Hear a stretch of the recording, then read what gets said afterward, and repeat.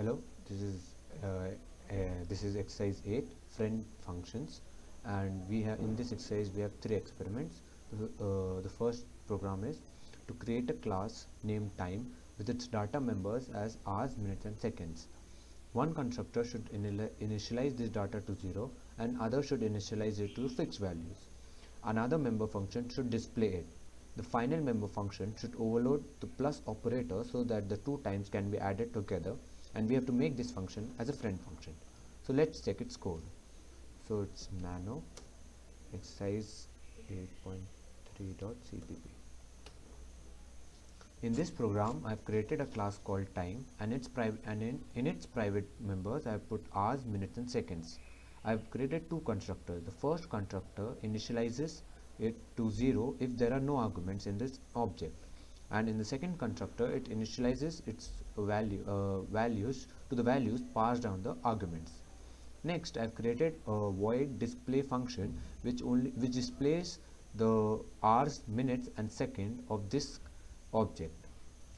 Then I have given a declaration as friend time operator and plus, and I pass the arguments as the argument as time and time.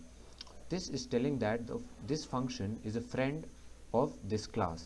So this function operator overload function can access the private data members of this class from outside. Then in the time operator overload function, I have given the return type as time. Then I have taken two arguments, or both of type time.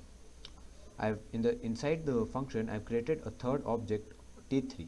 In the t3.hours I have stored as t1 plus hours plus t2.hours. So this will add the hours of both the objects of the first two time. Then I have given as t3.minute equal to t1 minutes plus t2 minutes. This will add the minutes, and I also check if the minute is greater than 60, then the t3.hour should increase by 1 and the minute should increase by the minute should become minus 60. So this will and in the third case I have given that t3.second equals to t1.second plus t2.second. Again I have checked if the t3.second is greater than 60. If it's greater than 60, then I have increased the minute by 1 and I have decreased the seconds by 60. Then I have returned the object t3. In the main function, I have created an object of time of the class time t1 and I have passed the arguments as 5, 47 and 30. Then I have printed out displaying time, and I have called the function display t1.display to display the output. Then I have created another object t2 with its value 4, 20 and 20, and I have again called the t2.display. And in the third one, in the third time t3, I have added t1 plus t2. So I have stored it in t3. Then I have displayed t3 using t3.display. So let's check its program. So let's do it. It's compiling. So here we can see that display time 1 was the values which we passed in the arguments 5, 47 and 30. Next was 4, 20 and 20. And in the t3 we have added up the hours 5 plus 4, 9. But the minutes which we added was greater than 60, so it added up and became 10, and 7 minutes and 50 seconds. So our program runs correctly, and let's check another program. So the next program is to write a program to design a class complex to represent complex numbers. The complex class should use an external function, which we call it as friend function, to add the two complex numbers. The function should return an object of type complex representing the sum of two numbers. So let's see its code. So I call nano, it was 6.6 cpp. Oh sorry, I just compiled it. Nano 6. Okay. In this program I have created a class called complex, and its private members I have given two data members, r and I, r for real part and I for imaginary part. Then I have created a function of void return time which called get info, which will get info from the user. both for the real part and the imaginary part. And inside the function I've also created inside the class I've also created a function called showInfo, which will display the real as well as the imaginary part. Next, I have declared a friend, declared a function of friend, and I have named it add, which will add the two complex numbers which will be given by the user. And outside the class, I have created that function add, and its return type is complex. So in this function, I have taken two arguments, both are objects of the class complex, and inside this function I have created another object of class complex C3. In this C3 I have stored I have given the code as C3.r, which means the real part of C3 will be equal to the real part of C1 plus the real part of C2. Then the C3.I means the imaginary part of C3 should be equal to imaginary part of C1 and imaginary part of C2, and then I have returned the C3 object. In the now next I have in the int main function I have created first I have created two objects C1 and C2. Then I have asked the user to I have called the getInfo function to get input from the user for C1, and I have displayed that values using showInfo. Similarly, I've gotten the values of C2 using the getInfo function and then I have displayed the value using the showInfo function. Finally, I created a third object C3 which of C3 of class complex. Then I have called the function which is C3 is equals to add C1 plus C2. This will return me an object of complex, but it will store the sum of these two complex numbers, and then I have used the showInfo function to display the values of C3. So now let's check its code. So G++, let's compile it.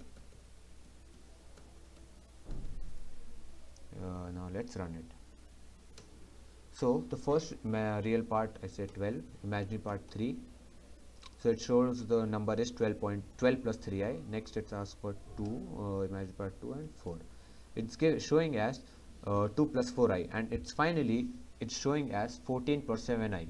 This is the sum of these two complex numbers. So a program runs correctly. So now let's go to the third program. The third program is to write a program to overload operators like *, insertion and abstraction operators using friend function. The following overloaded operators should work for a class vector. So the data members are, and for this program is an integer type array. In its main function I have created 4 objects of type vector, and I have given the objects to multiply given the program to multiply these objects or to divide these objects. So let's check this code. So first let me clear this. Now let's go to Nano 8.8. So in this class, in this program, I've created a class called vector, and in its private member, I've declared an integer type named array. Then in the public, I have given 4 friend functions. These all functions are operator overloaded function. One for asterisk with first argument as a type of vector and second of integer. Second, in the second, same for asterisk multiplication sign, but this time the first argument will be an integer and the second will be an object of class vector. Third, it's an insertion with both the arguments as vector, and the fourth also with both the arguments as vector. So in the next, I have created a operator overloaded function with the asterisk symbol, which are taking 2 arguments. First an integer I, then an object v1 of class vector. I have then in this I have inside this function I have created another object of class vector named result, and in this result.array I have stored as I into v1.array. Then I have printed that out and result given returned the result. Next, I have overloaded same operator, but in this it's taking the first argument as an object of vector of class vector v1 and second as an integer I. In this I have done the same as the above and I have returned the result. Next, in the next function I have overloaded the insertion operator and I have taken two arguments of classes vector, the two objects. Then I have taken input for the v1 class in the v1 dot array. Next, I have overloaded the abstraction operator and I have again taken two objects v1 comma vector v. In this, I have printed out the result of the v1 of these objects. In the int main function, I have created four objects of the class vector m, n, p and q. Then I have asked the user to enter the inputs. Then I have stored the input in the object m and in the object n. Then in the p object I have given as 2 * m.